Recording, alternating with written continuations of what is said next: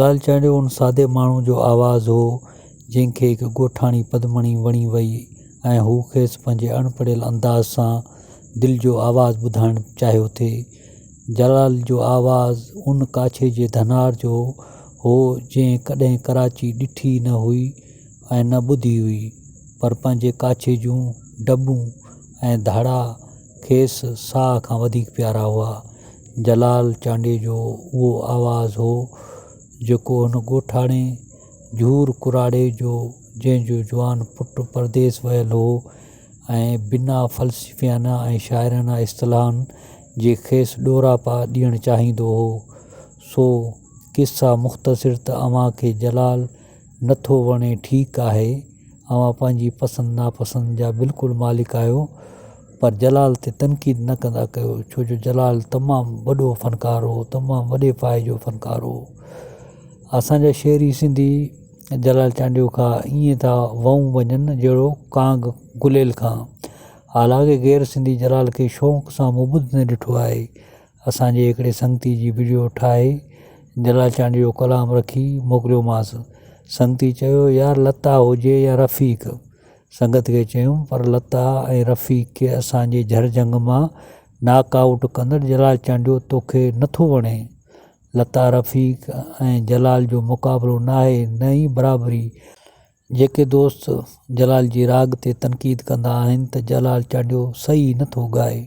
घणो करे जेके अॼुकल्ह जा नौजवान नसल आहिनि जेके माइन वांगुरु फैशन करे चवनि था त असां अॼुकल्ह जा नौजवान आहियूं, हीअ वीडियो उन्हनि लाइ आहे त जलाल चांडियो हिन सिंध धरती जो उहो हिकु नायाब हीरो आहे जंहिं सिंध जी सकाफ़त खे मुल्का मुल्क मशहूरु कयो ऐं सिंधी क़ौम खे हिकु नई सुञाणप ॾिनी जेका सदियनि ताईं अमर रहंदी। उहो जलाल चांडियो आहे जंहिं सिंधी टोपी अजरक वॾा शहपर सिंधियुनि खे रखणु सेखारिया।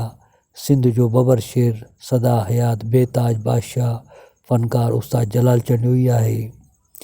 जलाल चांडियो सिंध हो ऐं सिंध जलाल चांडियो हुई।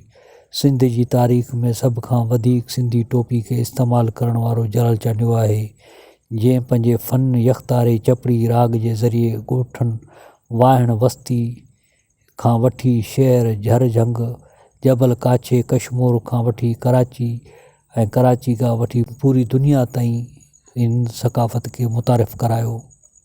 जलाल चांडियो उस्ताद अली गोर महर जो जेको शागिर्दु हो। जलाल चांडियो हिकु ॾिंगो फ़नकार हो जंहिं असुलु राग ॻायो निज सिंधी लहजे में। बेतन ॾोहीड़नि ऐं चौसठनि में शाइरनि जी शाइरी खे मान ॾिनाई। लतीफ़ सचल कलंदर जे मेलनि में हर साल हाज़िरी भरींदड़ ऐं हर माण्हू खे मान ॾींदड़ जलाल चांडियो राग जो बादशाह हुयो जंहिंखे ट्रिब्यूट ॾिजे थो। जलाल चांडियो केरु सॾाए ऐं केरु न खेसि सुञाणे। सिंधी टोपी ऐं जबल जेॾो अरॾो कद वारो काठ रखंदड़ फ़नकार, सुरमोड़ शहपर रखंदड़ जलाल चांडियो अॼु बि ज़िंदा आहे। पंहिंजे ॻायल यादगार गीतनि सां ऐं मुनफ़रिद राग सां जलाल चांडियो बिल्कुलु ॾिंगो फ़नकार हुयो जंहिं राग सां सिंध जे पाड़ेसरी ख़िते जे कवाली टाइप राॻियुनि ऐं खेलवी जा टपड़ हितां गोल कराया ऐं मुख़्तसिर अरसे में सिंध जे वाहण वस्ती में छाइजी वियो। फौज़िया सूमरो वरी उन अरसे में लाड़ में छाइजी वई हुई, पर जलाल चांडियो सिंध जे ॿचे ॿचे खे यादि रहियो।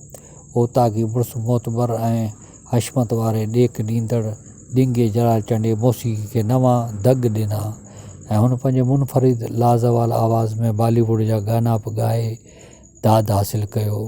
रो न दिलड़ी जहिड़ा फटिजी पिया। जहिड़ा त उन्हनि ॿाहिरिनि फ़नकारनि जा साड़िया जॾहिं उन्हनि जी जाइ जलाल चांडियो वाराई। जलाल जा गाना अहिड़ी तहिड़े खे सम्झ में कीअं न ईंदा। काको पंजल टगड़ पंहिंजे तर में जलाल चांडियो जो आशिक़ तसवुरु कयो वेंदड़ आहे। उन जे बक़ौल जलाल चांडियो दिलनि जो फ़नकार आहे। जलाल चांडियो ही जहान छॾे हलियो वियो, पर पंहिंजे राग सां ताहयात ज़िंदा रहंदो। उहा बि संदसि जी फ़तह आहे जो केतिरा ई रागी उन जी कापी करे मशहूरु बणिया ऐं जलाल जो तख़ल्लुस लॻायूं। जिगर जलाल, नंढो जलाल ऐं ॿिया केतिरा ई फ़नकार। बहरहाल जलाल तुंहिंजा दीवाना बेशुमार, जलाल तुंहिंजा चाहींदड़ बेशुमार। सिंधी राग जी दुनिया जो ही मुनफ़रिद फ़नकार मौसीक़ी जे आसमान जे सितारे वांगुरु चमकंदड़ आहे। साथ सलामत, सिंध सलामत। ये जलाल सदा जिए।